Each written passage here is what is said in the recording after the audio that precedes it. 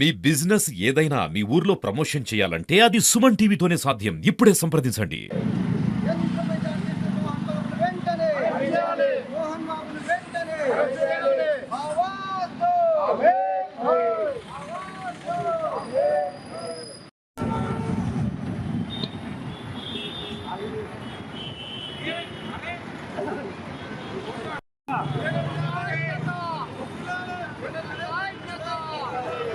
నిన్న హైదరాబాద్ లో ఇటు విధుల్లో ఉన్నటువంటి జర్నలిస్టుల పైన సినీ నటుడు మోహన్ బాబు దాడి చేయడాన్ని నల్గొండ ప్రెస్ క్లబ్ తరఫున తీవ్రంగా ఖండిస్తున్నాం.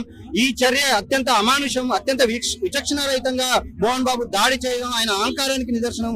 ఆయన వెంటనే బేషరతుగా జర్నలిస్టు సమాజానికి క్షమాపణ చెప్పడంతో పాటు జర్నలిస్టులపై దాడి చేసిన మోహన్ బాబు కేసు నమోదు చేయాలని చెప్పి మేము డిమాండ్ చేస్తున్నాం.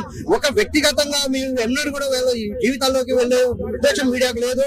ఒకసారి పోలీస్ స్టేషన్ మెట్లు ఎక్కిన తర్వాత ఈ విషయంలో న్యూస్ కవరేజ్ అనేది జరిగింది. ఒకసారి పోలీస్ స్టేషన్ కి వచ్చిన తర్వాత అది బయట పబ్లిక్ డొమైన్ లోకి వచ్చిన తర్వాత ఒక సెన్సేషనల్ ఇష్యూస్ కాబట్టి, సెలబ్రిటీస్ కాబట్టి ఆటోమేటిక్ గా దానికి ఒక కవరేజ్ ఉంటుంది. కోట్లాది మంది దీన్ని వీక్షిస్తున్నారు. అంటే ఒక మీడియా కోట్లాది మంది వీక్షించే ఏ అంశాన్ని కూడా మీడియా కవరేజ్ చేసి ప్రజలకు చూపించాలి, ఏం జరుగుతుంది అనేది చూపించడం వరకే బాధ్యత తప్పితే దాంట్లో న్యాయ నిర్ణయాలు మీడియా చేయదు.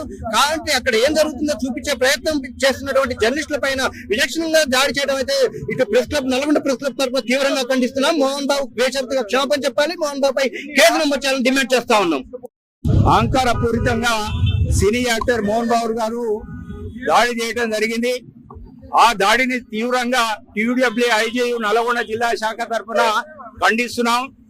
ఈ రకమైన ఇంతకుముందు గతంలో కూడా అతను అహంకారిక పూరితమైనటువంటి వాతావరణాన్ని సృష్టించి బెదిరించేటువంటి ఆనవాయితీ అతనికి ఉంది. ప్రభుత్వం ఇప్పటికైనా అతని పైన తీవ్రంగా చర్యలు తీసుకోవాలని నల్గొండ జిల్లా ఐజేయు తరఫున కోరుతున్నాం.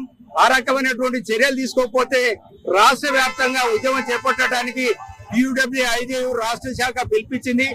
అదే ఆ పిలుపు మేరకు నల్గొండ జిల్లా కూడా జిల్లా వ్యాప్తం మొత్తంలో కూడా ఉద్యమాలు చేపట్టడానికి సిద్ధంగా ఉన్నాం. ఈ విషయాన్ని ప్రభుత్వం గ్రహించి అతని పైన కఠిన శిక్ష విధించాలని చెప్పని కోరుకుంటున్నాం.